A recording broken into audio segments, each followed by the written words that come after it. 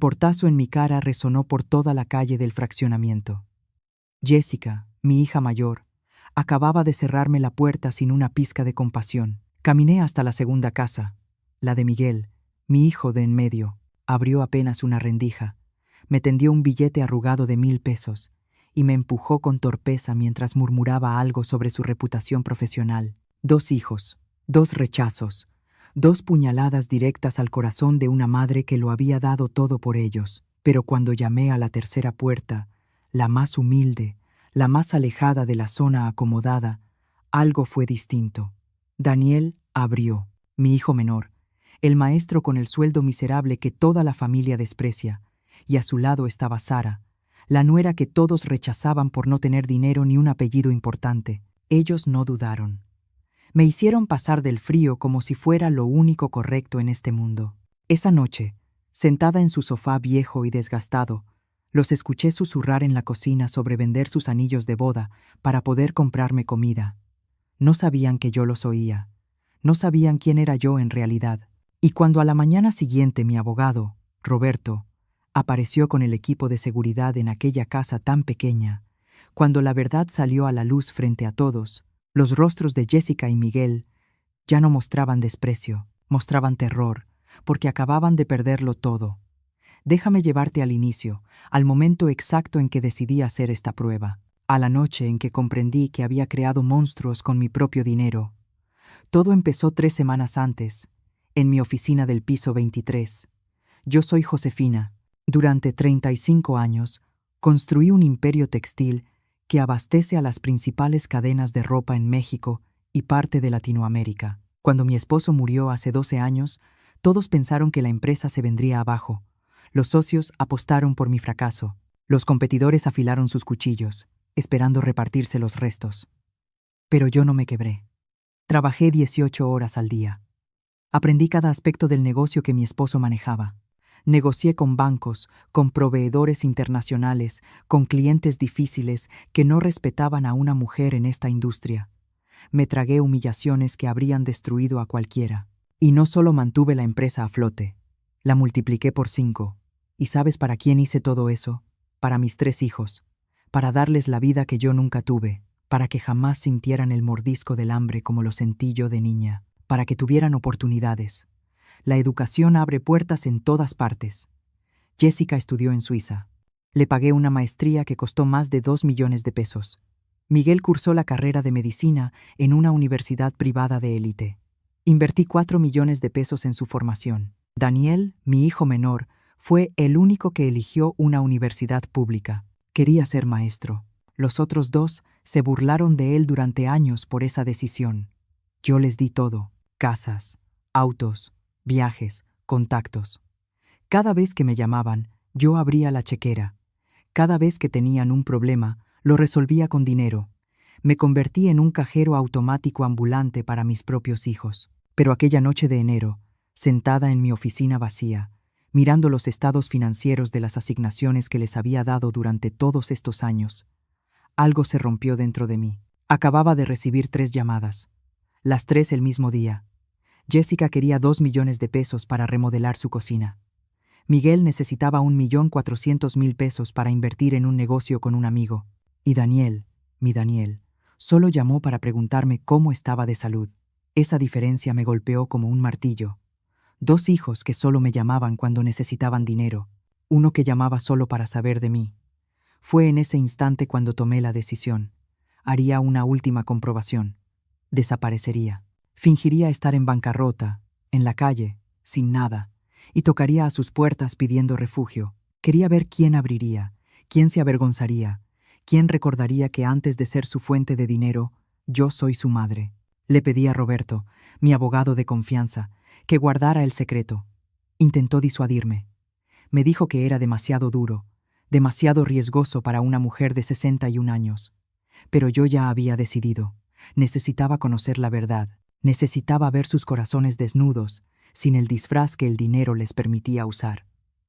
Guardé mis joyas en la caja fuerte. Me puse ropa vieja que encontré en una tienda de segunda mano. Un abrigo gris gastado que olía a polilla, pantalones manchados, zapatos con las suelas despellejadas. Me ensucié las manos con tierra. Dejé de lavarme el cabello durante 3 días. Até mis pocas pertenencias en una bolsa de plástico rota. Me miré al espejo y no reconocí a la mujer que me devolvía la mirada. Parecía una persona sin hogar. Parecía invisible. Parecía exactamente como necesitaba verme para que esta prueba funcionara. El plan era simple, pero brutal. Caminaría hasta sus casas, tocaría a sus puertas, les diría que lo había perdido todo, que necesitaba un lugar donde dormir. Solo eso, nada más. Y observaría sus reacciones, sus palabras, sus gestos.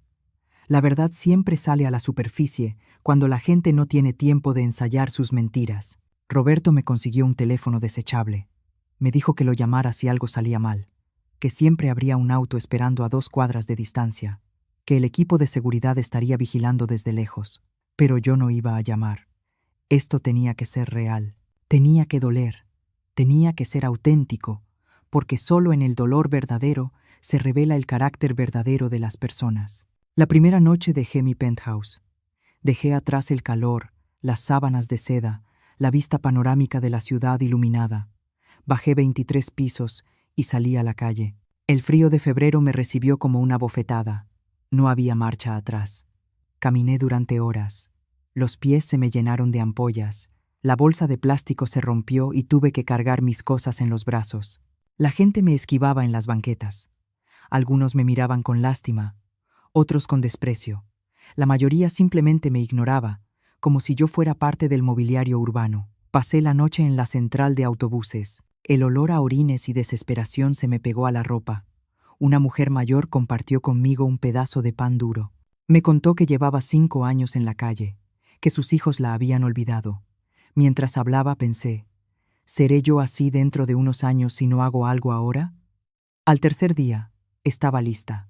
Sucia, hambrienta, calada hasta los huesos, pero lista. Sabía exactamente lo que iba a hacer.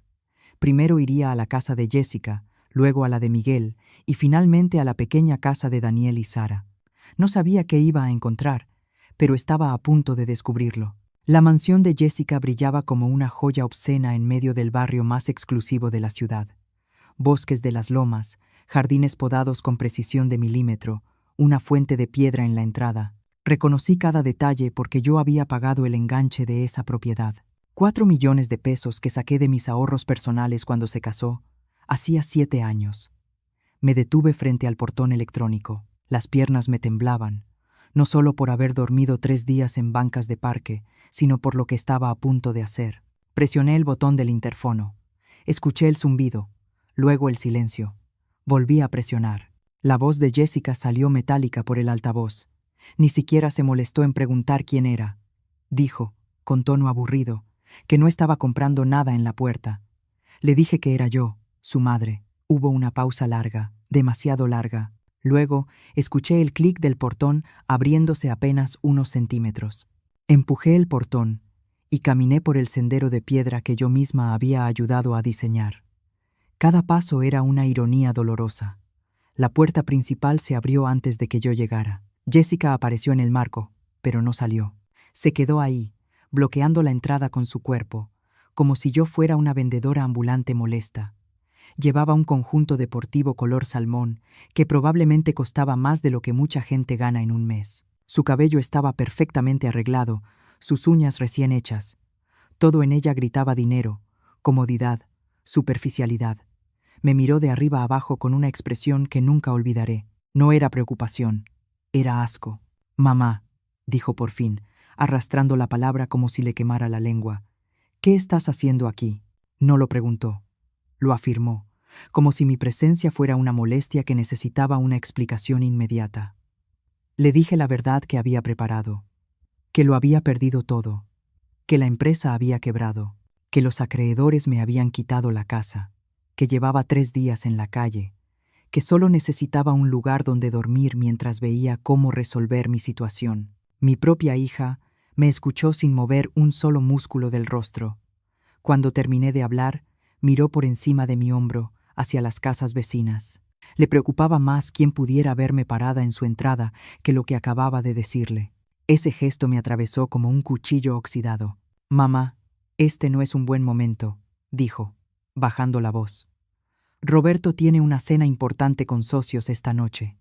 No puedo lidiar con este tipo de situaciones ahora. ¿Situaciones?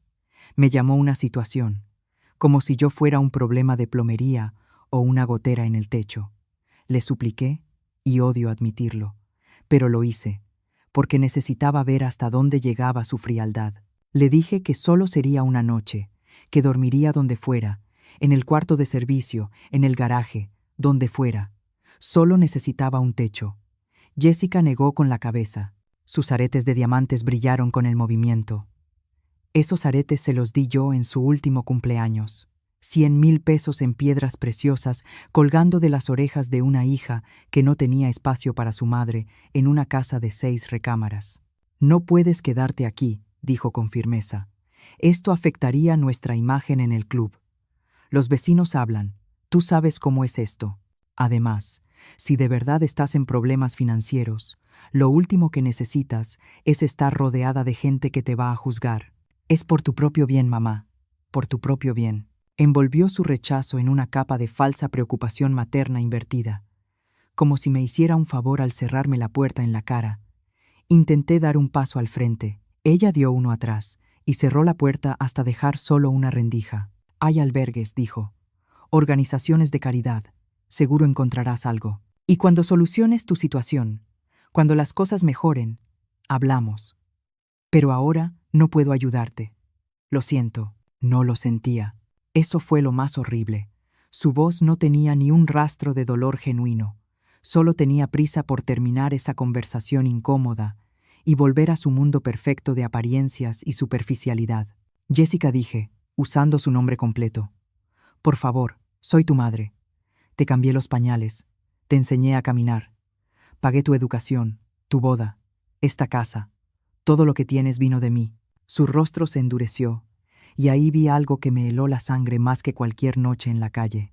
Vi resentimiento, como si cada cosa que hice por ella fuera una deuda que la asfixiaba, como si mi amor de madre fuera una carga insoportable que llevaba años esperando soltar.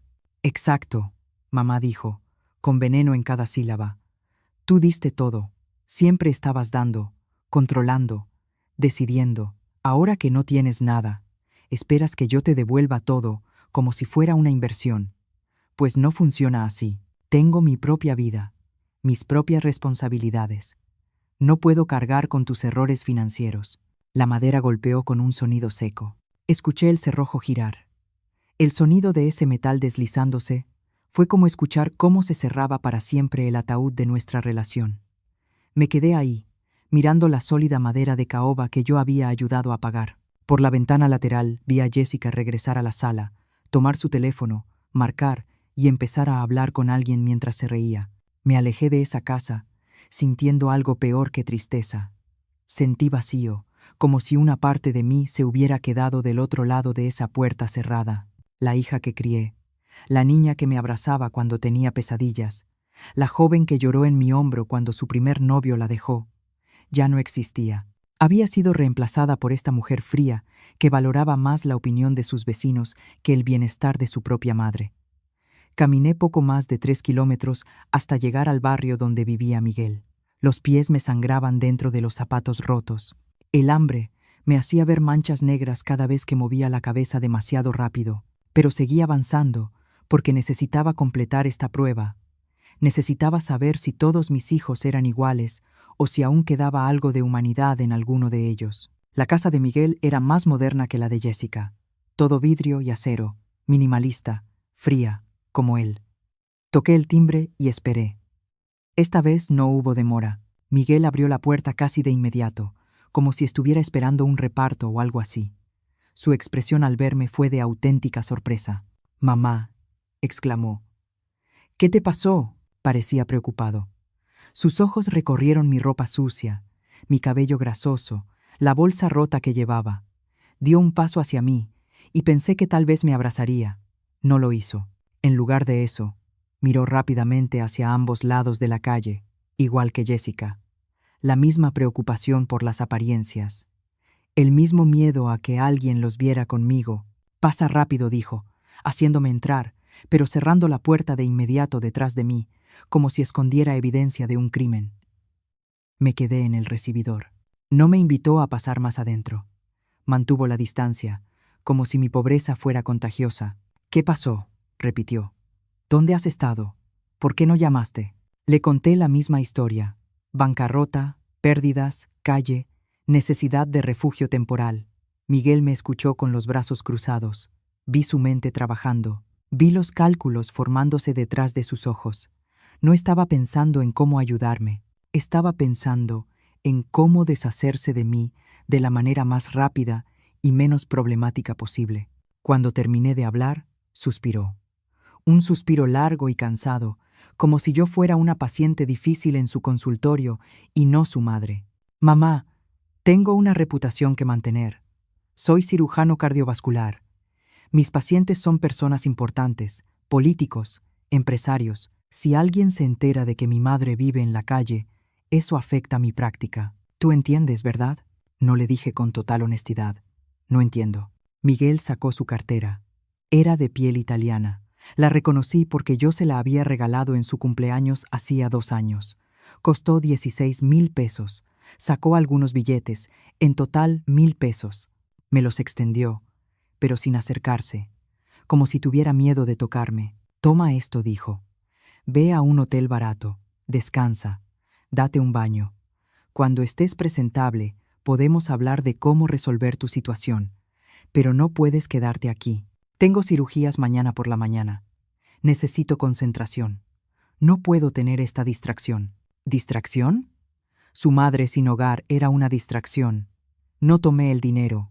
Me quedé ahí, mirándolo directamente a los ojos, buscando algún rastro del niño que corría a mis brazos cuando yo llegaba del trabajo. El niño que me decía que cuando fuera grande me compraría una casa enorme para que yo nunca tuviera que trabajar tan duro. Ese niño había muerto en algún momento, y yo ni siquiera había notado el funeral. «Miguel», dije, con la voz quebrada.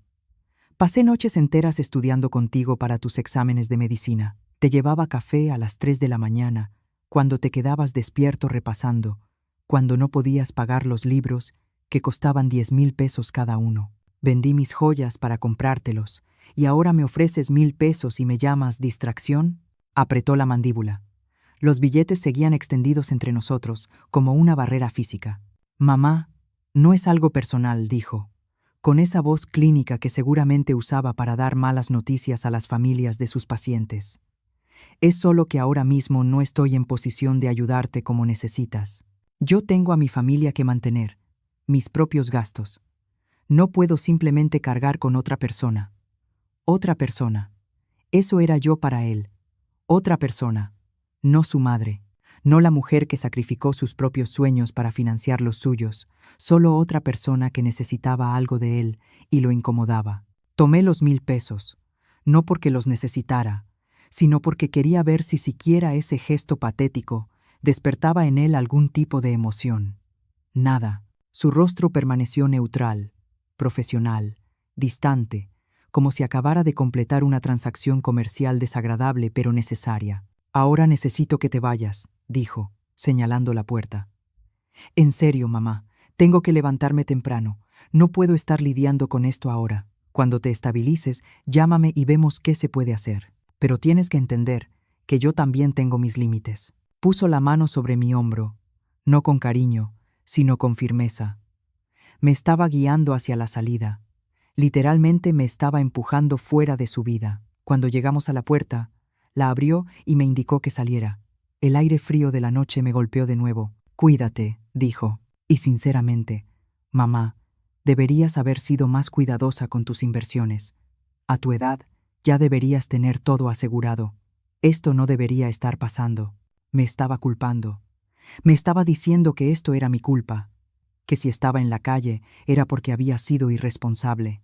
El hijo cuya educación de 4 millones de pesos yo había pagado, me estaba dando lecciones de administración financiera mientras me echaba de su casa. La puerta se cerró. Esta vez no escuché el cerrojo, porque Miguel ya había desaparecido dentro de su casa antes de que yo terminara de bajar los escalones del porche. Ni siquiera se quedó a asegurarse de que me fuera bien. Simplemente cerró y se fue. Me quedé bajo la luz amarillenta de la lámpara del jardín. Los 1000 pesos estaban arrugados en mi mano. Los miré como si fueran veneno. Ese papel sucio era lo que valía mi relación con mi hijo. 1000 pesos. Menos de lo que seguramente gastaba en cualquier cena al azar. Guardé el dinero en el bolsillo. Lo usaría después, no para mí, sino para recordarme que esto había pasado, que era real, que mis 2 hijos mayores me habían rechazado el mismo día sin pestañear. 2 puertas cerradas, 2 hijos perdidos. Me quedaba uno. Daniel, mi hijo menor, el que eligió ser maestro cuando todos le dijeron que era un desperdicio de talento, el que se casó con Sara, una muchacha de familia humilde, que trabajaba limpiando oficinas cuando se conocieron, la que toda la familia miraba con lástima mezclada con desprecio. Tengo que confesar algo que me avergüenza. Yo también los había menospreciado, no abiertamente, pero por dentro. Cuando Daniel me presentó a Sara, yo esperaba más. Esperaba una joven de buena familia, esperaba conexiones útiles, esperaba a alguien que elevara el estatus de mi hijo, no a alguien que lo mantuviera en la mediocridad económica. En las reuniones familiares, Jessica y Miguel hacían comentarios hirientes. Decían cosas como, «Qué lástima que Daniel se conformara con tan poco». Y yo, imagínate si hubiera conocido a alguien con ambición, y yo no los defendí. Me quedé callada. Dejé que esas palabras venenosas flotaran en el aire sin contradecirlas. Sara siempre se daba cuenta. Veía cómo su sonrisa se hacía más pequeña cada vez que Jessica hablaba de sus viajes a Europa o cuando Miguel mencionaba a sus pacientes millonarios. Veía cómo Daniel le apretaba la mano debajo de la mesa, dándole fuerza en silencio. Y yo miraba hacia otro lado. Ahora, caminando hacia su pequeña casa en un barrio obrero, lejos de las mansiones de mis otros hijos, sentí el peso de mi propia hipocresía. Había juzgado a Sara por no tener dinero. La había considerado insuficiente, y ella probablemente lo sabía. Probablemente cada vez que me veía, podía sentir mi decepción silenciosa. La casa de Daniel y Sara era una construcción modesta de un solo piso. Pintura color crema descascarada en algunas partes. Un pequeño jardín con flores que Sara evidentemente cuidaba con sus propias manos. Una cerca de madera que necesitaba reparación. Todo era sencillo, humilde, honesto. No había portón electrónico. No había interfono. Solo una puerta de madera con un timbre sencillo. Presioné el botón y escuché el sonido dentro. Oí pasos. La puerta se abrió. Sara apareció frente a mí. Llevaba un suéter tejido color verde olivo que probablemente había hecho ella misma. El cabello recogido en una cola de caballo sencilla. Sin maquillaje, sin joyas, excepto su anillo de bodas. Una banda delgada de plata que seguramente costó menos de 2000 pesos cuando lo compraron. Sus ojos se abrieron de par en par al verme. Josefina exclamó, usando mi nombre de pila, como siempre lo hacía. Nunca me llamó suegra ni señora, solo Josefina. Al principio eso me había molestado. Me parecía una falta de respeto. Ahora entendí que era su manera de intentar conectar conmigo como iguales. «Dios mío, ¿qué te pasó?», dijo de inmediato, y sin esperar respuesta me tomó del brazo y me jaló hacia adentro. El calor de la casa me envolvió. Olía a comida hecha en casa, a pan recién horneado, a un hogar de verdad. «Daniel», gritó hacia el interior. «Ven rápido, es tu mamá». Daniel apareció desde lo que parecía ser la cocina. Llevaba una camisa gris sencilla y unos jeans viejos. Cuando me vio, su rostro pasó por un arco iris de emociones. Sorpresa, preocupación, dolor, y algo más que no vi en los rostros de Jessica ni de Miguel. Amor genuino. Mamá dijo corriendo hacia mí. «¿Qué pasó? ¿Estás bien? ¿Te hicieron algo? ¿Dónde has estado?» Sus manos tocaron mi rostro, mis hombros, revisándome como si buscara heridas. No le importó mi suciedad, no le importó mi olor, solo le importaba saber si yo estaba bien. Sara ya había desaparecido dentro de la casa. La escuché moverse rápido, abrir cajones, encender el calentador de agua. Daniel me guió hasta el sofá, un mueble viejo de tela café que tenía un parche cosido en uno de los brazos. Me senté y sentí cómo por fin mis piernas cedían después de tantos días caminando. Les conté la historia otra vez. La bancarrota, perderlo todo, las noches en la calle. Daniel me escuchó con lágrimas formándose en los ojos. No dijo nada sobre reputación. No mencionó a los vecinos. No preguntó cómo había llegado a esta situación. Solo escuchó, con el corazón abierto y roto. Cuando terminé, hubo un silencio pesado. Luego Daniel habló. «Te quedas aquí», dijo con firmeza. «No es negociable, mamá. Esta es tu casa ahora». Sara regresó con toallas limpias y ropa. «Calenté agua para que te bañes», dijo con una sonrisa suave. «No tenemos tina, solo regadera, pero el agua está caliente. Luego comes algo. Te ves muy delgada». «Pero no tienen espacio», protesté débilmente, aunque mi corazón ya explotaba con una emoción que no sabía nombrar. «Solo tienen una recámara». «Dormimos en la sala», dijo Daniel sin dudar. «Tú te quedas con la cama». «No vamos a discutir esto», no insistí. «Yo puedo dormir en la sala. Ustedes necesitan privacidad». Sara se arrodilló frente a mí. Sus ojos cafés me miraron con una calidez que no merecía. Josefina dijo en voz baja: «Tú eres la mamá de Daniel. Eres familia. La familia no duerme en el sofá cuando hay una cama disponible. Por favor, déjanos hacer esto por ti». Ese «déjanos hacer esto por ti» me destrozó. Mis otros hijos me habían ofrecido dinero y excusas. Esta pareja, que apenas tenía algo, me ofrecía todo lo que tenía sin condiciones ni reproches. Me bañé en su pequeño baño, con azulejos despintados y una cortina de regadera remendada. El agua caliente cayó sobre mi piel sucia, y ahí lloré, donde nadie podía verme. No lloraba por los días en la calle. Lloraba por los años que había desperdiciado valorando las cosas equivocadas. Lloraba porque mis 2 hijos mayores, a quienes les di castillos, me cerraron la puerta. Y mi hijo menor, que vivía en esta casa humilde, me la abrió de par en par. Cuando salí del baño, Sara había puesto ropa limpia sobre la cama. Era de ella. Pants grises suaves y una sudadera color café claro.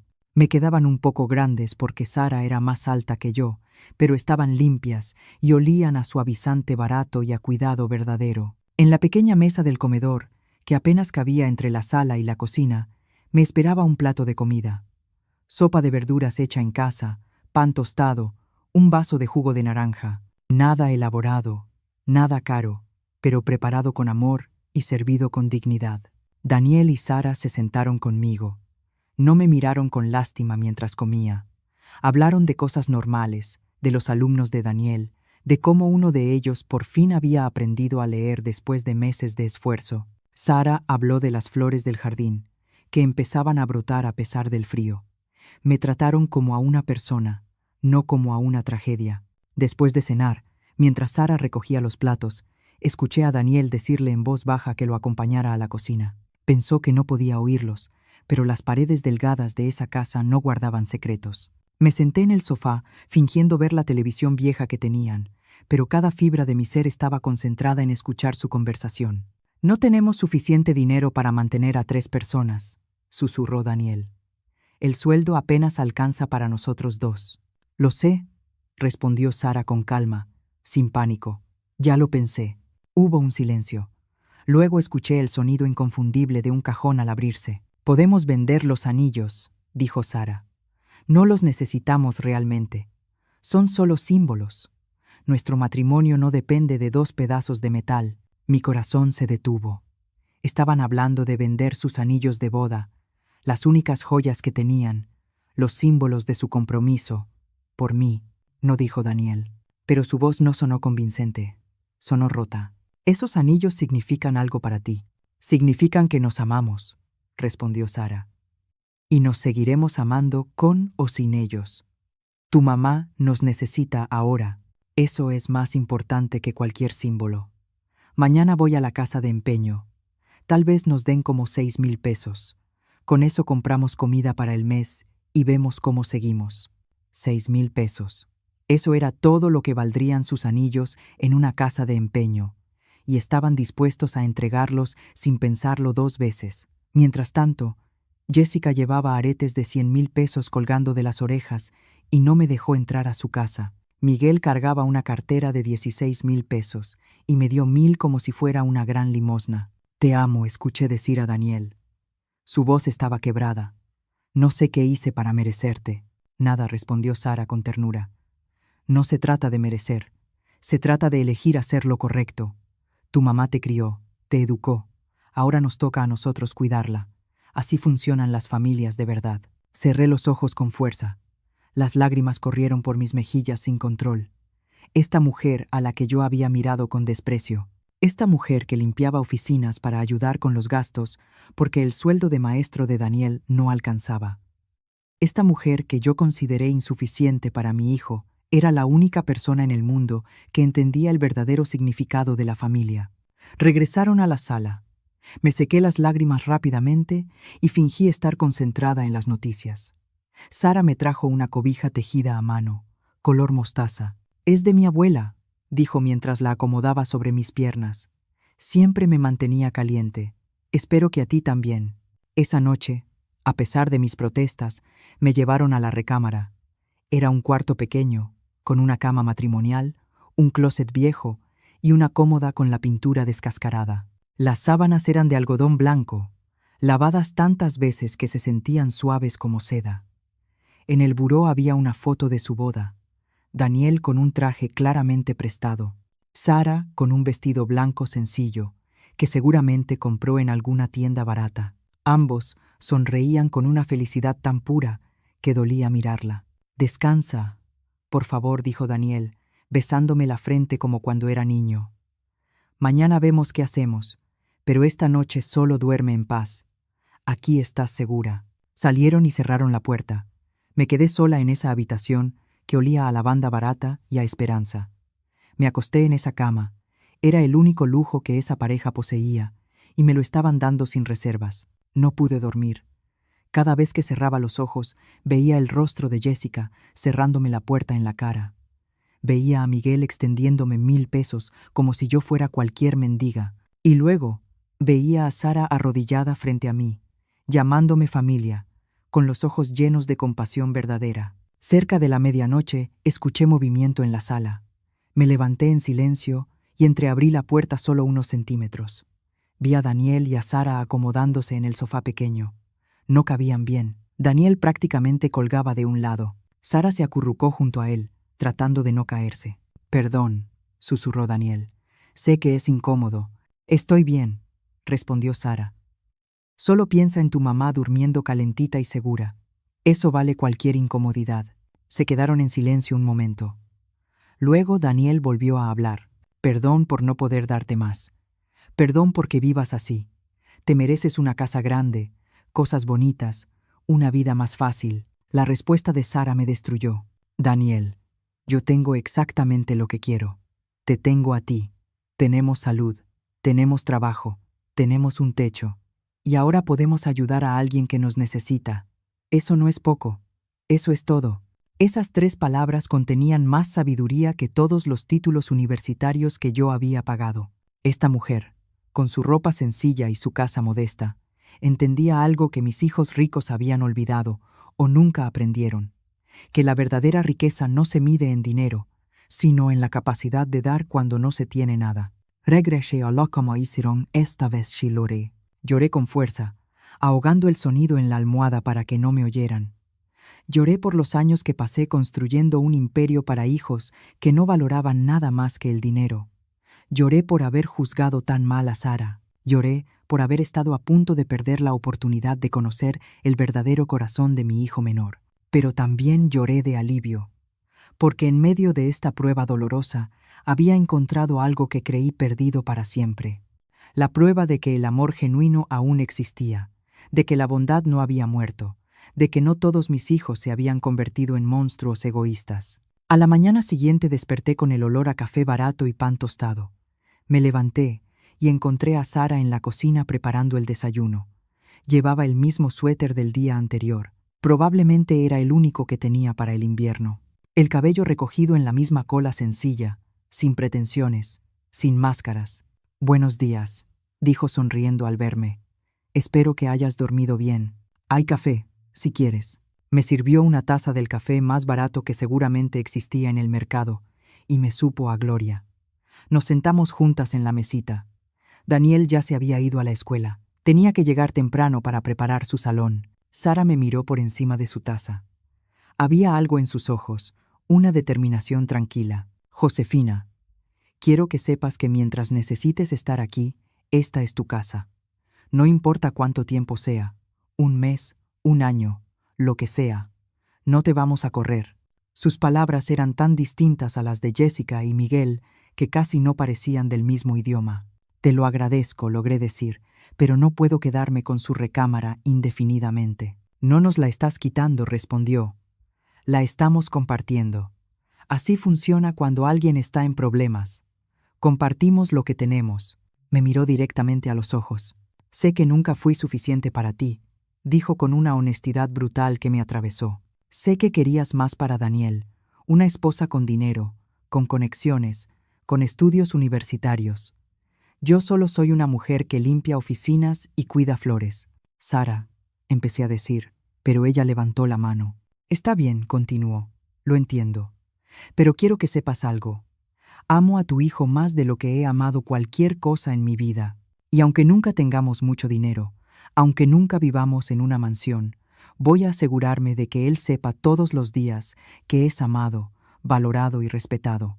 Y ahora tú también. Sus palabras me rompieron por completo.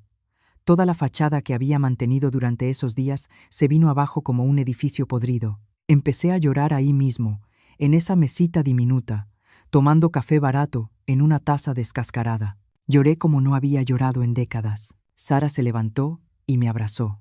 No dijo nada. No intentó consolarme con palabras vacías. Simplemente me sostuvo mientras yo me desmoronaba. Su suéter absorbió mis lágrimas y ella me dejó sentir todo lo que necesitaba sentir. Cuando por fin pude hablar, le dije la verdad. Tenías razón. Nunca pensé que fuera suficiente. Te miraba y veía pobreza, veía limitaciones, veía todo lo que no eras, en lugar de ver todo lo que sí eres. Y estuve tan profundamente equivocada que me da vergüenza. Sara se aclaró la garganta y me miró con esos ojos cafés llenos de una madurez que yo no tenía, a pesar de mis 61 años. La gente se equivoca, dijo simplemente. Lo que importa es lo que hacemos después de darnos cuenta. Tomó mis manos entre las suyas. Eran ásperas por el trabajo. Tenía las uñas cortas, sin pintar, con rastros de tierra debajo por haber estado en el jardín. Manos trabajadoras, manos honestas, manos que valían más que todas las manicuras perfectas de Jessica. Quiero que sepas algo, continué. Cuando todo esto termine, cuando resuelva mi situación, voy a compensarte por todo. Te lo prometo. Ella negó con la cabeza suavemente. No quiero compensación, Josefina. No estamos llevando la cuenta, estamos siendo familia. Eso. Otra vez esa palabra, familia. Jessica y Miguel la habían usado como excusa para justificar todo lo que yo les di. Eres familia, decían cuando necesitaban dinero. Eres nuestra madre. Argumentaban cuando querían algo, pero cuando yo los necesité, esa misma palabra desapareció de su vocabulario. Sara usaba esa palabra de otra manera. Para ella, familia significaba responsabilidad, significaba sacrificio, significaba abrir puertas en lugar de cerrarlas. Pasé el día ayudando en la casa, insistí. Sara trabajaba limpiando por las tardes y antes de irse me dejó una lista de cosas sencillas que podía hacer. Doblar ropa, lavar trastes, barrer, tareas que no hacía desde hacía años, porque siempre tuve empleadas. Había algo profundamente humillante y al mismo tiempo liberador en restregar esa cocina pequeña. Mis manos, acostumbradas a firmar cheques y contratos millonarios, ahora tallaban ollas viejas con una esponja gastada, y con cada movimiento sentía que estaba limpiando algo más que platos sucios. Estaba limpiando años de arrogancia. Cuando Daniel regresó de la escuela por la tarde, me encontró preparando la cena. Había usado los pocos ingredientes que tenían en la despensa para hacer algo sencillo, arroz con verduras, nada elaborado, pero hecho con mis propias manos. «Mamá», dijo sorprendido, «no tenías que hacer esto». «Quería hacerlo», respondí. «Es lo menos que puedo hacer». Los tres cenamos juntos. Hablamos de cosas cotidianas. Daniel contó sobre un alumno que había tenido un gran avance ese día, un niño con dislexia que por fin había leído un párrafo completo sin ayuda. La manera en que Daniel hablaba de ese logro, con los ojos brillándole de orgullo, me hizo entender algo. Mis otros hijos medían el éxito en dinero y estatus. Daniel lo medía en vidas tocadas, en pequeños milagros diarios, en diferencias reales hechas en el mundo. Jessica probablemente ni siquiera conocía los nombres de las personas que trabajaban para ella. Miguel veía a sus pacientes como casos, como fuentes de ingreso, pero Daniel conocía las historias completas de sus alumnos. Sabía qué niños llegaban sin desayunar, cuáles vivían en hogares complicados, quiénes necesitaban que un adulto creyera en ellos. Y lo hacía con un sueldo que apenas alcanzaba para la renta, sin quejarse, sin pedir reconocimiento, simplemente porque creía que era lo correcto. Esa noche, después de que insistieron otra vez en que yo tomara la cama, me quedé despierta mirando el techo de ese cuarto pequeño. Mañana vendría Roberto. Mañana la verdad saldría a la luz. Mañana terminaría esta prueba que había comenzado con tanta rabia y determinación. Pero ahora, acostada en la cama de esta pareja que me había dado todo sin pedirme nada, sentía algo distinto a la rabia. Sentía una vergüenza profunda. Vergüenza por haber dudado de Daniel, por haberlo comparado durante años con sus hermanos de manera injusta, por haber pensado que elegir ser maestro era desperdiciar su potencial. Daniel era el único de mis hijos que había cumplido el verdadero propósito de la educación que yo les pagué. No era acumular riqueza, era convertirse en un mejor ser humano, y él era el único que lo había logrado.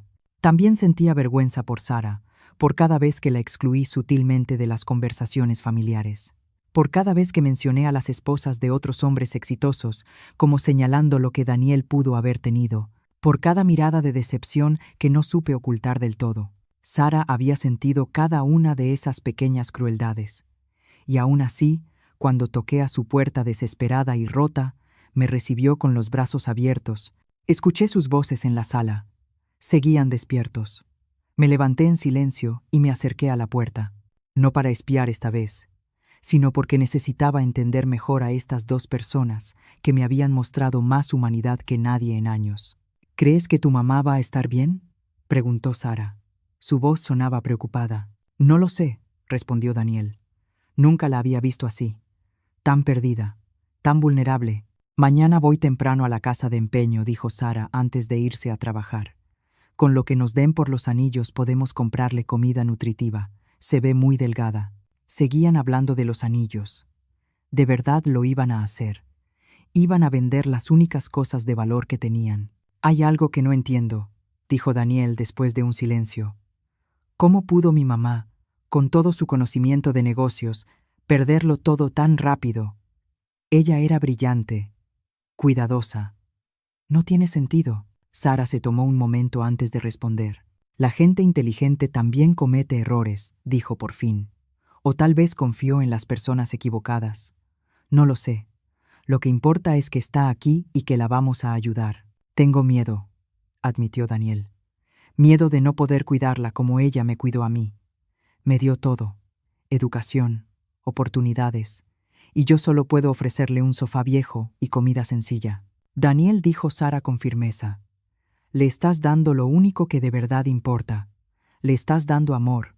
Eso vale más que cualquier mansión o cuenta bancaria. No para ella, respondió Daniel con tristeza. Toda su vida ha sido sobre el éxito material, sobre construir imperios. ¿Qué va a pensar de mí ahora, viéndome en esta casa pequeña, sin poder darle nada de lo que merece? Tal vez, dijo Sara pensativa, tal vez esto es exactamente lo que necesitaba ver. Que el éxito no se mide en metros cuadrados ni en cuentas bancarias. Se mide en quién está ahí cuando todo lo demás se derrumba. Sus palabras flotaron en el aire. Tenía razón, completamente razón. Esta prueba que yo había diseñado para evaluar a mis hijos también me estaba evaluando a mí. Me estaba mostrando todas las maneras en que había fallado, todas las lecciones equivocadas que había enseñado, todos los valores distorsionados que transmití sin darme cuenta. Jessica y Miguel eran mi creación. Yo los había convertido en lo que eran. Les enseñé que el dinero lo resolvía todo, que las apariencias importaban más que la esencia, que el éxito se medía en posesiones materiales, y aprendieron la lección a la perfección. Solo Daniel había resistido. Había elegido un camino distinto a pesar de mi desaprobación silenciosa. Había encontrado en Sara a alguien que compartía valores que yo había olvidado que existían, y juntos habían construido algo que Jessica y Miguel nunca tendrían. Una vida con propósito y significado real. Regresé a la cama con el corazón pesado.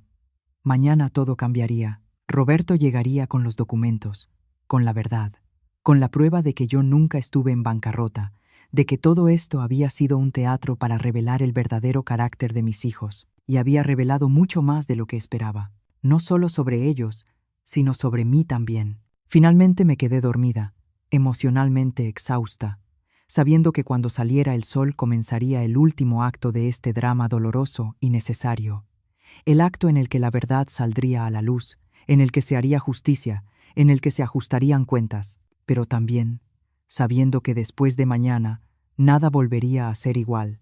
Las relaciones rotas con Jessica y Miguel probablemente nunca se repararían, y la relación con Daniel y Sara se transformaría de maneras que aún no podía prever del todo. Lo único que sabía con certeza era que estos dos seres humanos, durmiendo en un sofá incómodo, dispuestos a vender sus anillos de boda por una mujer que los había menospreciado, merecían todo lo que yo pudiera darles, y mañana se lo daría. A las 5:30 de la mañana desperté antes del amanecer. El teléfono desechable que Roberto me había dado estaba escondido en el bolsillo interior de mi abrigo sucio. Lo saqué con las manos temblorosas. Eran las 5:30 de la mañana. Marqué el número que había memorizado. Roberto contestó al segundo timbrazo. Josefina dijo con voz somnolienta pero alerta: ¿Estás bien? ¿Pasó algo? Estoy bien, susurré para no despertar a Daniel y a Sara. Es hora. Ven a las 9 de la mañana.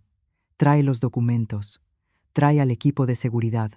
Todo como lo planeamos. Hubo una pausa. ¿Estás segura?, preguntó.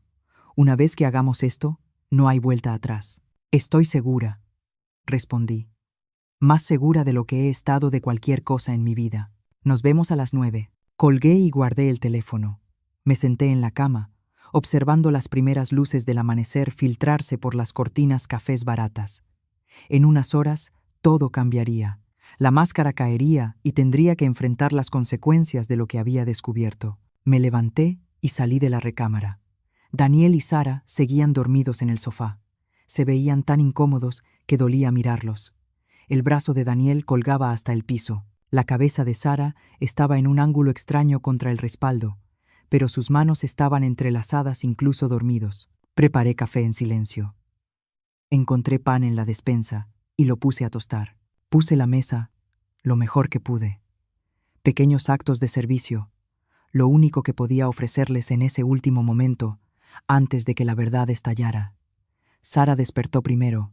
Me vio en la cocina y sonrió con esa sonrisa cansada pero genuina. ¿Te levantaste temprano?, dijo, estirándose con cuidado para no despertar a Daniel. No pude dormir, admití. Estaba pensando. Se acercó y aceptó la taza de café que le ofrecí. ¿Pensando en qué?, preguntó con curiosidad, pero sin presión. En ustedes también, respondí con honestidad. En lo que han hecho por mí, en lo que están dispuestos a hacer. Sara dio un sorbo al café.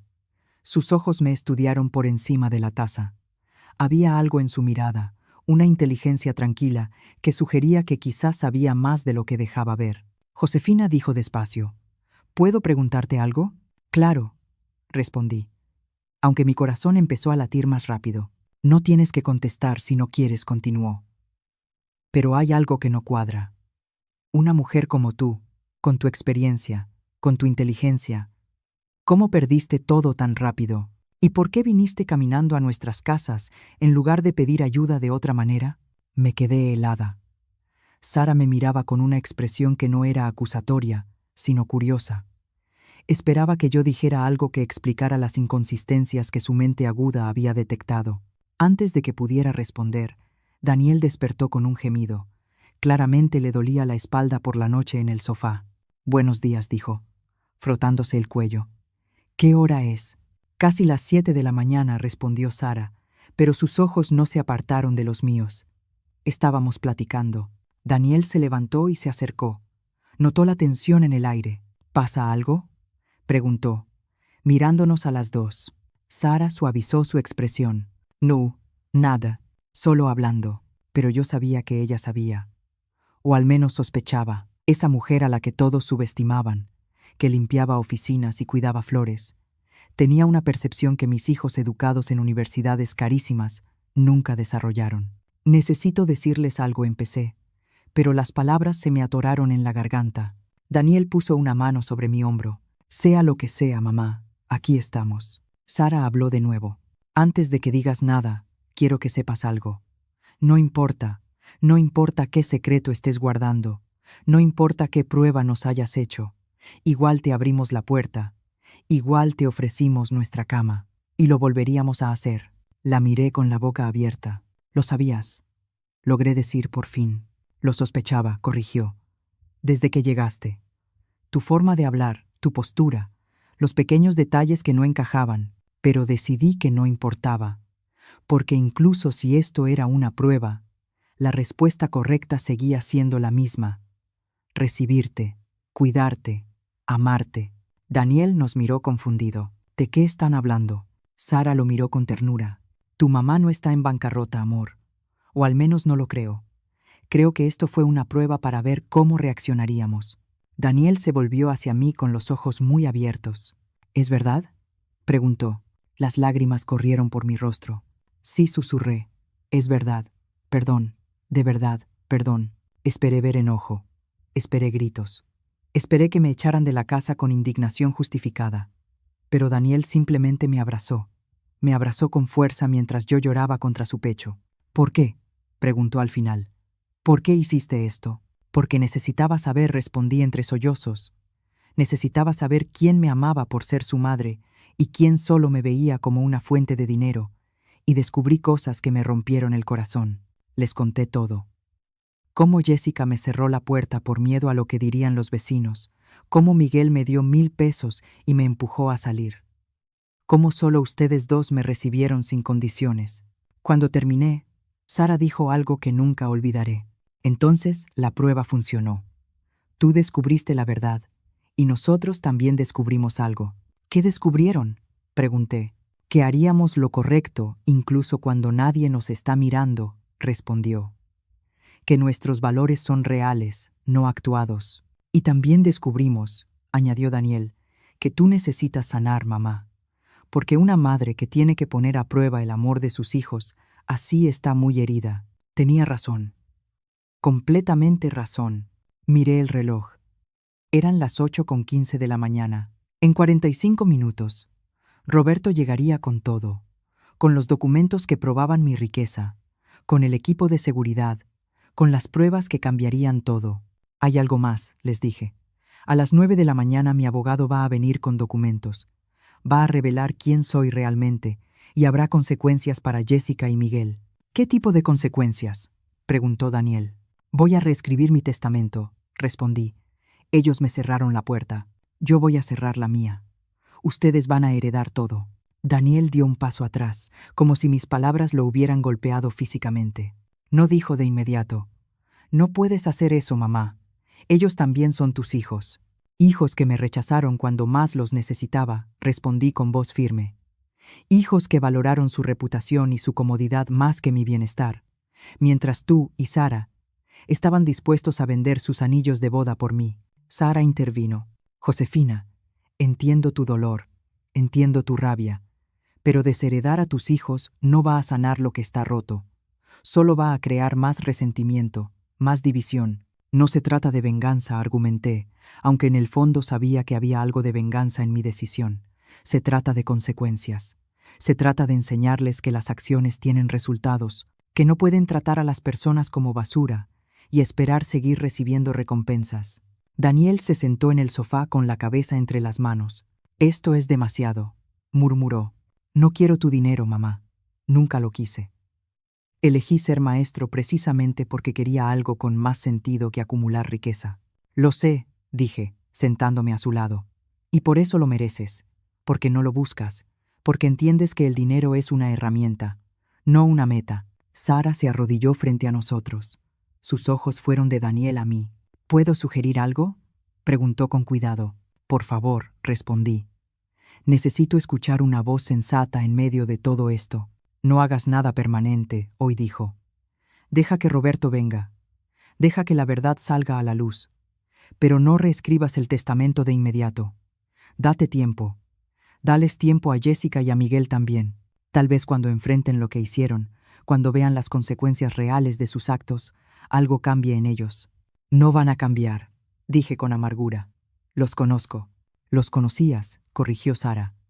Pero las personas pueden sorprendernos, para bien o para mal. Dame la oportunidad de estar equivocada sobre ellos. Daniel levantó la cabeza. Mamá, si de verdad quieres enseñarles algo, enséñales con tu vida, no con tu muerte. Muéstrales cómo se ve el amor verdadero, cómo se ve el perdón. No les des más dinero si no quieres. Está bien, pero no los saques por completo de tu vida. Eso te va a doler más a ti que a ellos. Sus palabras me golpearon hondo. Este hijo mío, este buen hombre que ganaba menos en un año de lo que sus hermanos gastaban en vacaciones, me estaba dando lecciones de humanidad que yo necesitaba desesperadamente. Entonces, ¿qué propones?, pregunté. Deja que venga. El abogado, respondió Daniel. Deja que Jessica y Miguel sepan que esto fue una prueba, que sientan el peso de lo que hicieron. Pero después de eso, ofréceles una oportunidad de restauración. No dinero, sino relación. Si la quieren, tendrán que ganársela. Y si no, al menos sabrás que lo intentaste. Miré el reloj. Eran las 8:30 de la mañana. Media hora para decidir cómo manejaría el momento más importante de esta prueba. Media hora para decidir si quería justicia o reconciliación, venganza o sanación. Voy a llamar a Roberto, dije al final.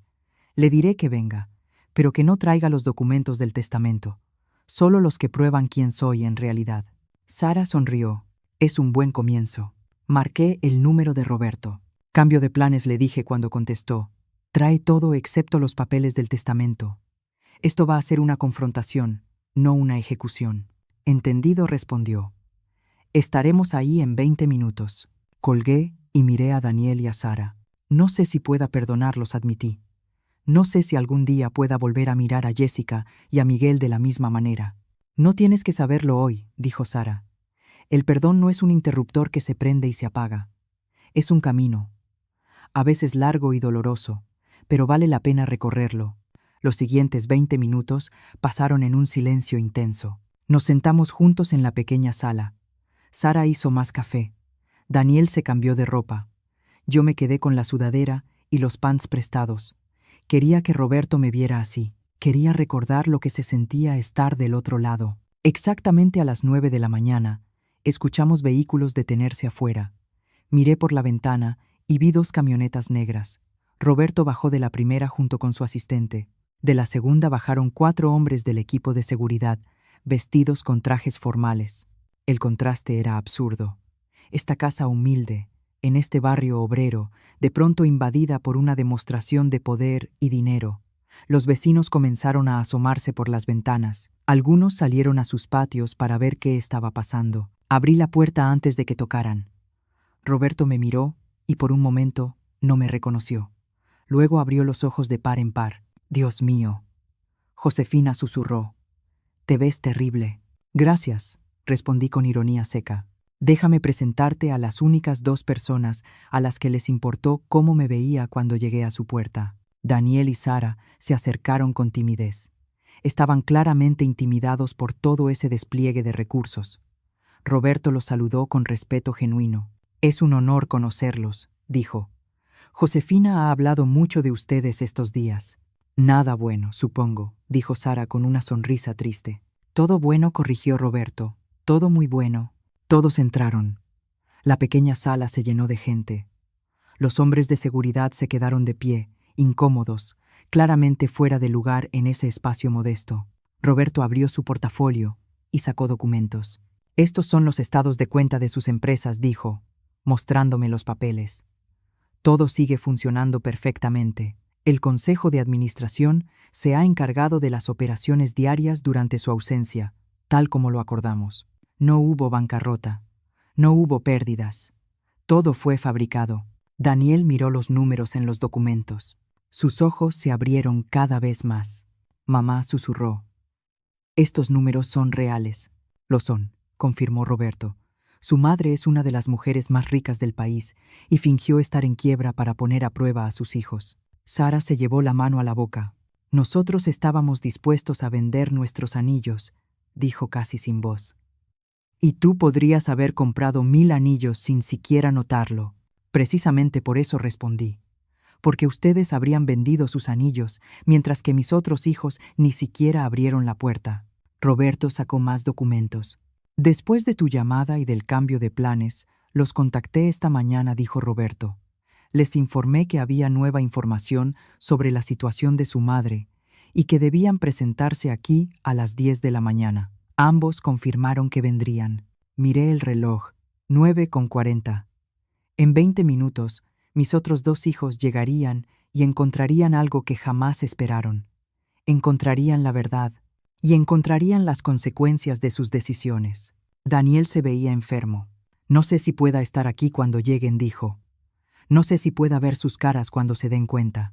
Tienes que estar aquí, dije con firmeza. Necesitas presenciar esto, porque no se trata solo de ellos. Se trata de ti también, de validar que tu manera de vivir, tu manera de amar, es la correcta, de demostrar que no eres el hijo fracasado que siempre insinuaron que eras. Sara tomó su mano. Yo voy a estar contigo, le dijo. Pase lo que pase. Los minutos se hicieron eternos. Roberto revisó documentos. Los hombres de seguridad esperaron en silencio. Daniel y Sara se sentaron juntos en el sofá, con las manos entrelazadas, y yo me quedé junto a la ventana, mirando la calle, esperando ver aparecer los autos caros de mis otros hijos. A las 10:05 llegó Jessica. Su Mercedes blanco brillaba de forma obscena en esa calle llena de autos modestos. Estacionó y bajó con unos lentes de sol enormes y un abrigo color crema que probablemente costaba más que la renta mensual de Daniel. 2 minutos después, llegó Miguel. Su BMW gris se detuvo detrás del Mercedes de Jessica. Bajó mirando su reloj caro, claramente molesto por tener que estar ahí. Se encontraron en la banqueta frente a la casa de Daniel. Los vi hablar. Jessica señaló la casa con evidente desprecio. Miguel se encogió de hombros. Ninguno parecía contento de estar ahí. Caminaron juntos hacia la puerta. Podía escuchar sus voces antes de que tocaran. ¿Por qué el abogado de mamá vendría aquí?, preguntó Jessica con asco evidente. A la casa de Daniel. Esto es ridículo. No tengo idea, respondió Miguel. Pero hagámoslo rápido. Tengo una cirugía a la 1 de la tarde. Tocaron la puerta. Daniel me miró con pánico en los ojos. Yo asentí. Respiró hondo y abrió. La expresión en los rostros de Jessica y Miguel al ver a Daniel fue de molestia apenas disimulada. ¿Qué haces tú aquí?, preguntó Jessica, como si Daniel fuera un intruso en su propia casa. Vivo aquí, respondió Daniel con la voz temblorosa. Es mi casa. Jessica entró sin esperar invitación. Miguel detrás de ella. Sus ojos recorrieron la pequeña sala con desprecio mal oculto. Vieron a Roberto con su traje caro. Vieron a los hombres de seguridad. Vieron los documentos esparcidos sobre la mesa. Y entonces me vieron a mí. Jessica se quedó paralizada. «¡Mamá!», exclamó. «¿Qué haces aquí?». Se volvió hacia Roberto. «Usted nos dijo que tenía información sobre la situación de nuestra madre, no que ella estaría aquí». «Oh, ella definitivamente está aquí», dijo Roberto con un tono que nunca antes le había escuchado. Frío, profesional, devastador. Miguel me miró de arriba abajo. Yo aún llevaba la ropa prestada de Sara. Mi cabello no estaba arreglado profesionalmente. Todavía me veía pobre. «¿Conseguiste dinero para venir hasta acá?», preguntó con ese tono condescendiente que seguramente usaba con pacientes indigentes. «No necesité dinero», respondí. «Ya estaba aquí, desde anoche, desde que toqué sus puertas pidiendo refugio». El silencio que siguió fue absoluto. Vi cómo sus mentes procesaban la información, cómo las piezas comenzaban a encajar. «Primero toqué tu puerta», Jessica continué. «Te dije que lo había perdido todo, que necesitaba un lugar donde dormir, y me cerraste la puerta en la cara porque tenías miedo de lo que dirían los vecinos del club». Jessica palideció. «No sabía que realmente eras tú», empezó a decir. «Te veías como una persona sin hogar. Pensé que era algún tipo de estafa». «Era yo», dije con firmeza. «Tu madre, sucia y desesperada. Y no te importó». Me giré hacia Miguel. «Y tú me diste 1000 pesos como si fuera una mendiga molesta. Dijiste que afectaba tu reputación, que yo era una distracción». Miguel abrió la boca, pero no salió ningún sonido. Su rostro pasó de arrogante a horrorizado. Pero Daniel y Sara, señalé a la pareja sentada en el sofá, abrieron su puerta de inmediato. Me dieron su cama, su comida, su calor, sin hacer preguntas, sin preocuparse por las apariencias. Estaban dispuestos a vender sus anillos de boda para ayudarme. Jessica por fin encontró su voz. Esto fue una trampa, acusó. Nos tendiste una trampa. Les di una prueba, corregí. Una prueba que fallaron de manera espectacular. Roberto intervino. Permítanme aclarar la situación financiera de su madre. Sacó los documentos y los puso sobre la mesa. Josefina no está en bancarrota.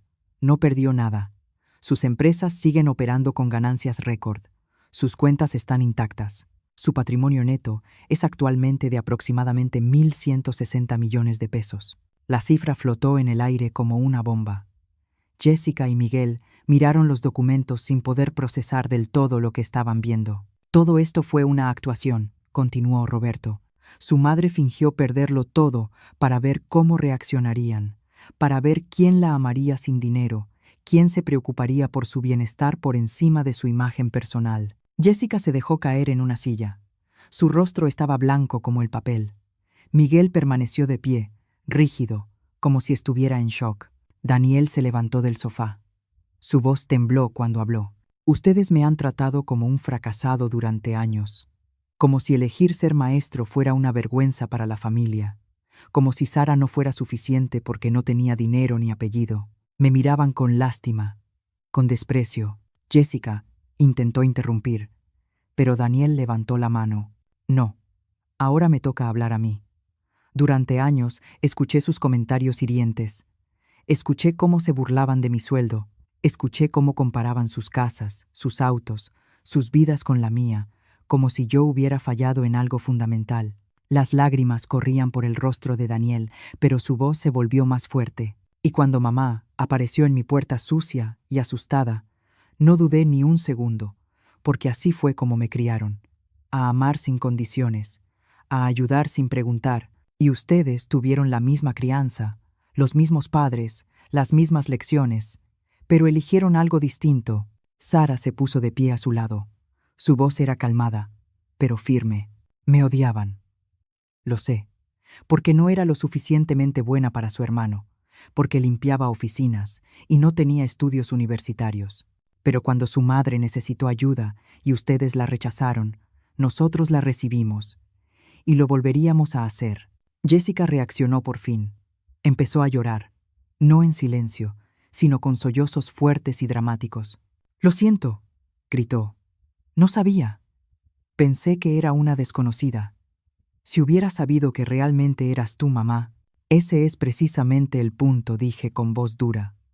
«Tuve que ser una desconocida para que me trataras así, pero seguía siendo tu madre. Y si de verdad hubiera sido una mujer sin hogar, aún así merecía más compasión de la que mostraste». Miguel por fin encontró su voz. «Esto no es justo. Nos pusiste en una situación imposible. Nos engañaste.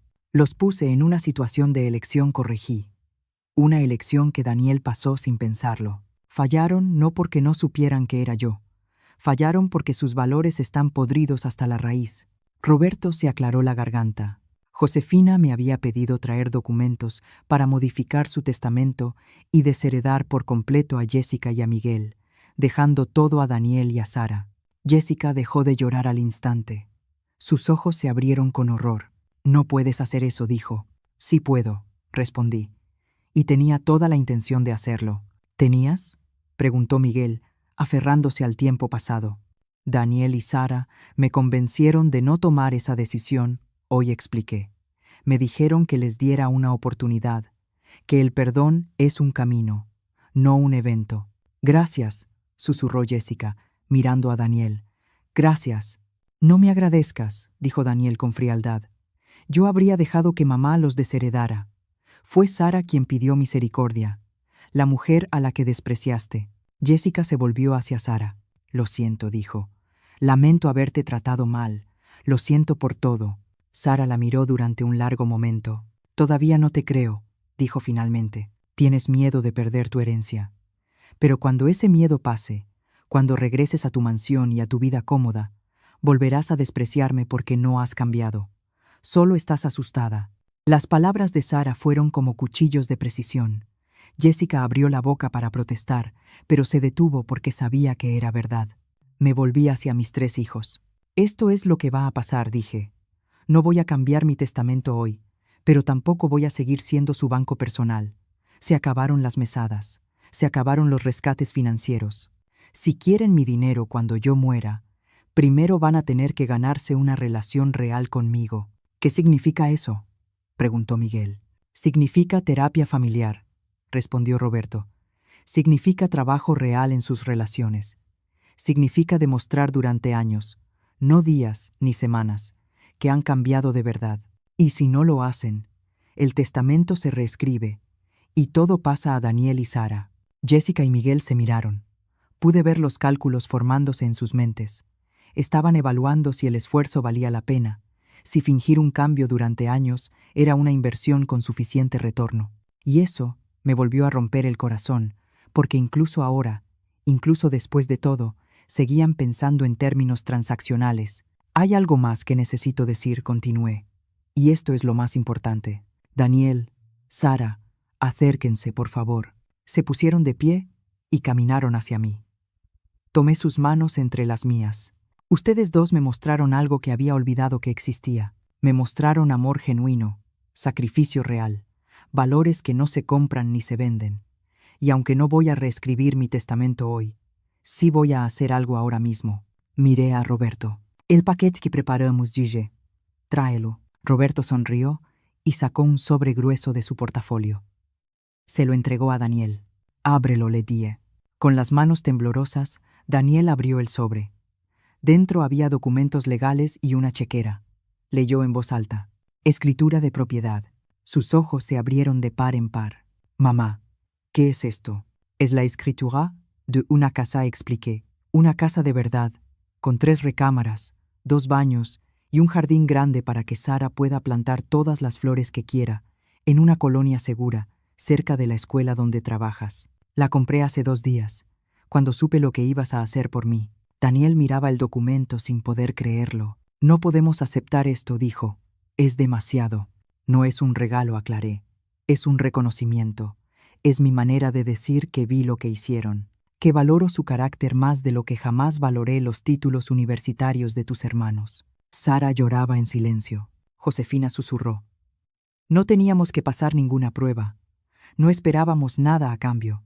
Lo sé, dije, abrazándola. Por eso lo merecen. Porque no lo esperaban. Jessica se levantó de golpe. Esto es injusto, gritó. Nosotros también somos tus hijos. ¿Por qué ellos reciben una casa ahora y nosotros nada? Me volví hacia ella con una calma helada. Porque ustedes ya tienen casas. Casas que yo ayudé a pagar. Han recibido de mí durante décadas. Dinero, oportunidades, contactos, todo lo que pidieron. Daniel nunca pidió nada. Trabajó, luchó. Construyó una vida digna con sus propias manos. Y cuando yo lo necesité, estuvo ahí. Miguel intervino. Entonces esto es un castigo. Nos estás castigando por un error. No fue un error, respondí con voz dura. Fue una revelación. Un error es algo que se hace sin intención. Ustedes eligieron conscientemente cerrarme la puerta. Eligieron su comodidad por encima de mi bienestar. Eso fueron decisiones, no errores. Pero nos arrepentimos, insistió Jessica. Lo sentimos. Hoy lo sienten, respondí. Porque descubrieron que sigo teniendo dinero. Porque tienen miedo de perder su herencia. Pero ¿dónde estaba ese arrepentimiento cuando yo era solo una mujer sucia en su puerta? ¿Dónde estaba su compasión entonces? El silencio que siguió fue tan denso que dolía respirar. Jessica volvió a llorar. Miguel miró al suelo. Daniel y Sara se abrazaron, abrumados por todo. Escúchenme bien. Los 3 dije, mirando a todos. Esta familia está rota, y yo contribuí a romperla. Les enseñé que el dinero lo resolvía todo, que el éxito se medía en posesiones. Jessica, Miguel, aprendieron esa lección demasiado bien. Daniel, tú la rechazaste, y ahora todos tenemos que vivir con las consecuencias. Me dirigí específicamente a Jessica y Miguel. Si quieren una relación conmigo, si quieren que considere mantenerlos en mi testamento, estas son las condiciones. Primero, terapia familiar. Todos nosotros, todas las semanas, sin excepciones. Segundo, quiero verlos hacer servicio comunitario. Quiero que trabajen con personas sin hogar, que vean los rostros de personas como la que creyeron que yo era. Tercero, quiero disculpas reales, no para mí, sino para Daniel y Sara, por años de desprecio y condescendencia. Y cuarto, continué, quiero tiempo, tiempo real. No llamadas cuando necesitan algo, sino comidas familiares, conversaciones sinceras, interés genuino en la vida del otro. Quiero una familia real, no una transacción comercial disfrazada de relación. Eso es pedir demasiado, dijo Miguel con debilidad. Es lo mínimo, corregí. Es literalmente lo mínimo que deberían querer hacer, si de verdad les importo como persona, y no como una herencia ambulante. Jessica se acercó. Mamá, dijo con la voz rota, tienes razón en todo. Me he convertido en alguien horrible, en alguien que nunca quisiste que fuera, y no sé si pueda cambiar, pero quiero intentarlo. No por el dinero, sino porque vi mi futuro cuando cerré esa puerta. Me vi convirtiéndome en una mujer vieja y sola, en una mansión vacía, y eso me aterrorizó. Fue lo primero genuino que le escuché decir en años. Tal vez había esperanza, tal vez no. El tiempo lo diría. Miguel también se acercó. Yo también quiero intentarlo, dijo. No sé cómo arreglar esto, pero quiero aprender. Los miré a los dos. El escepticismo debió ser evidente en mi rostro porque Jessica añadió, sé que no nos crees, y está bien. No nos hemos ganado tu confianza, pero danos la oportunidad de reconstruirla. Por favor. Miré a Daniel. Él había sido quien más había sufrido su desprecio. ¿Tú qué piensas?, le pregunté. Daniel respiró hondo. Si de verdad lo intentan, si de verdad cambian, entonces sí, denles la oportunidad. Pero si esto es solo una actuación, si regresan a sus viejos patrones cuando pase el impacto, entonces mamá debe cumplir su amenaza. Sara asintió. Todos merecen una segunda oportunidad, dijo. Pero las terceras oportunidades hay que ganárselas. Quedó decidido. Esas eran las reglas. Roberto lo anotó todo. Haría un documento formal estableciendo las condiciones para que Jessica y Miguel permanecieran en mi testamento. Si fallaban en cualquiera de los requisitos durante los próximos 3 años, serían eliminados automáticamente. Hay una cosa más, dije, mirando a Daniel y a Sara. Quiero que sepan que, pase lo que pase con sus hermanos, ustedes siempre tendrán un lugar en mi vida. Me salvaron, no de la calle, porque nunca estuve realmente ahí, sino de convertirme en alguien tan amargada y cínica que habría perdido la fe en la humanidad. Sara me abrazó. Tú también nos salvaste, susurró. Nos mostraste que hacer lo correcto importa, que nuestros valores tienen sentido. Pasamos la siguiente hora afinando detalles. Roberto programó la primera sesión de terapia familiar. Jessica y Miguel se comprometieron a las condiciones. Firmaron documentos, hicieron promesas. No sabía si las cumplirían, pero al menos ahora había un camino, una posibilidad. Y eso era más de lo que tenía 3 días atrás, cuando empecé esta prueba. Cuando finalmente todos se fueron y la casa volvió al silencio, me senté en el sofá viejo con Daniel y Sara a mi lado. Perdón por haberte juzgado, le dije a Sara, tomándole la mano. Perdón por todos los años en que te hice sentir menos.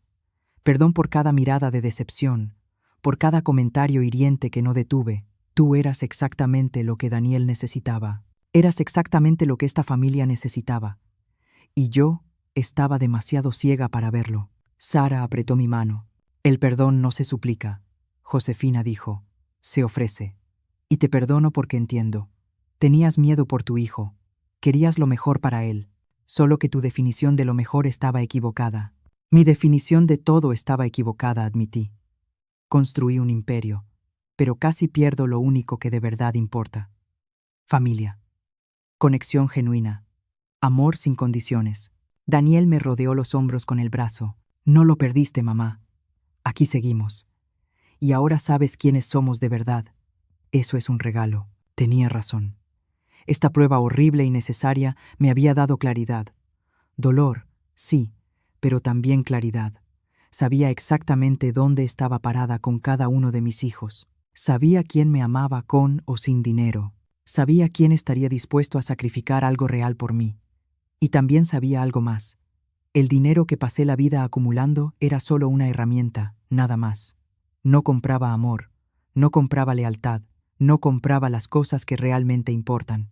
Lo que importaba era estar sentada junto a mí en un sofá viejo, en una casa pequeña. Era un maestro con un sueldo modesto y su esposa trabajadora. Eran personas que valoraban las flores del jardín más que los diamantes en las orejas. Era una familia real. De pie en la puerta de esa casa modesta 3 días atrás, sucia y rechazada por 2 de mis hijos, pensé que había tocado fondo. Pero estaba equivocada. Había encontrado algo más valioso que todo el dinero en mis cuentas bancarias. Había encontrado el camino de regreso a lo que realmente importa. Y aunque el camino con Jessica y Miguel era incierto, al menos ahora conocía la verdad. Y la verdad, por dolorosa que fuera, era mejor que la ilusión cómoda en la que había vivido. El dinero compra muchas cosas, pensé, mirando alrededor de esa sala pequeña y humilde. Pero no compra las puertas que se abren cuando más las necesitas. No compra las manos que te sostienen cuando caes. No compra el amor que te recibe sin preguntas. Esas cosas solo vienen del corazón. Y los únicos corazones lo suficientemente grandes para darme eso estaban aquí, en esta casa, en este momento. Y eso valía más que 1.160 millones de pesos. Y ahora tengo curiosidad por ti, que escuchaste mi historia. ¿Qué harías si estuvieras en mi lugar? ¿Perdonar, poner límites o cerrar la puerta para siempre? Cuéntamelo en los comentarios y dime también desde dónde me estás escuchando. Gracias de corazón por quedarte hasta el final. En la pantalla te dejo 2 historias más del canal que te van a sorprender. Nos vemos allá.